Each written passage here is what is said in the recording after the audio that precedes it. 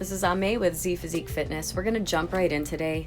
This series is for upper back and shoulder mobility. If you're experiencing any shoulder impingements, this will be great for you. So you're going to be lying down on the floor, pressing the back of your arms into the ground, and that's it.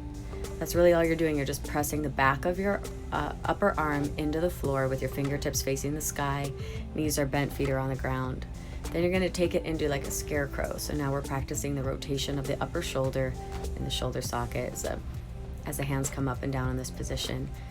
You don't have to force it, just do your best to get that full range of motion as best as you can. Breathing, practicing that stretch. You may not be able to get your arms all the way up and all the way down, and that's fine. Just go with what your body can do for right now, and each time you revisit this, you can try to increase that range of motion. So this series is really great as a warm-up before you do your upper body workout, or as a way to rehab the shoulders and just kind of keep them healthy. Then you're going to begin by raising the arms up above the head so the thumbs touch, and then dragging the elbows in towards the waist. As you do this, you're going to try to keep the back of your wrists and the back of your hands on the floor. Pulling the elbows down, trying to keep your back on the ground. Your spine may want to pop up off the floor. Try to keep it down as best as possible.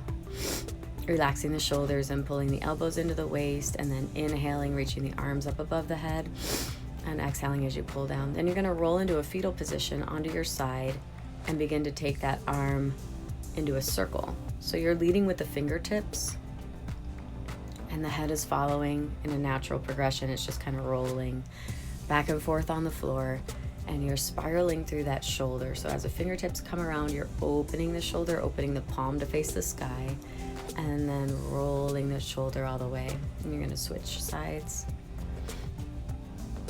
Practicing that circle. You'll feel a stretch through your waist and low back as well. You may also feel some discomfort in your neck. Try to just dissolve that as you breathe. Let the neck kind of relax and just follow that natural progression of that curve.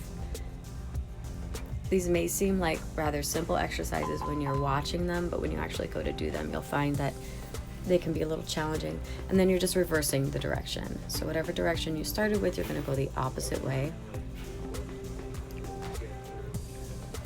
And this is just like a quick preview. You can stop the video at any time and enjoy this movement for as long as you feel a good stretch and like it's benefiting you. And then once your body loosens up more, you can move on. So moving on now to the wall. You can do this standing as well. We did this on the floor, now we're moving it to standing. I have my feet together, my knees are bent, and my back is against a wall. And I'm just repeating this mobility, bringing the elbows in towards the waist and then reaching the thumbs to touch up at the top, and I'm minding that the back and the arms stay fully against the wall. And then you could practice with straight arms.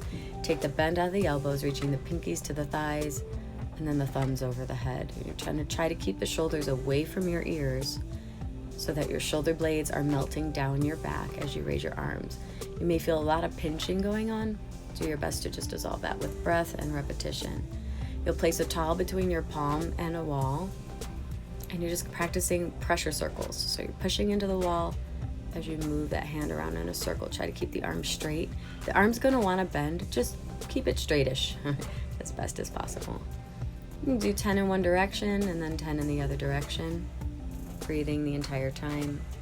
Again, you could pause this video at any time to practice this on your own timing. Wall push-ups. So we're bringing the elbow close to the waist. The feet are away from the wall so that you have some room to press down and in towards the wall in those push-ups. You could just do a few on one side and then begin your wax on, wax off on the other side. This is to loosen up shoulder impingements. So if you're experiencing some lack of mobility in the shoulder, this exercise will be really good for that. Coming up and down through the arm as well is another good one. Stretching through the pectoral major and minor in the chest wall. The lats, minor lats underneath the armpit. You raise the arm up. And then going into your wall push-ups. So it's just single arm, low at the waist. You turn the fingers out. Rotate the body to turn your body to the side as you press in towards the wall, press away. I like this stretch. We use a towel and wrap it around one elbow, hold it with the opposite hand, and then that's just to give the traction on the elbow a little bit, so you're pulling out down on that towel as you rotate the head side to side. Take your time and breathe through this, relaxing the back of the neck.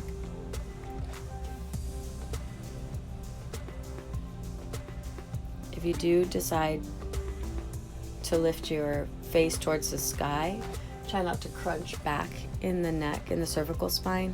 You want to raise the sternum or your chest up towards the sky if you choose to rotate the head all the way back. Stretching through all the diagonals of the neck, low diagonal, true side. And then, like I said, if you choose to go back, lift through the chest. And this is just to, I have my palm facing the sky. This is just to loosen up all those adhesions that may be forming in the neck and shoulder. And you're good to go. Thanks for joining me for today's workout. I hope you really enjoyed it. You can repeat this 3 times a week or every day for improved shoulder mobility. You can also find me on Instagram and Facebook.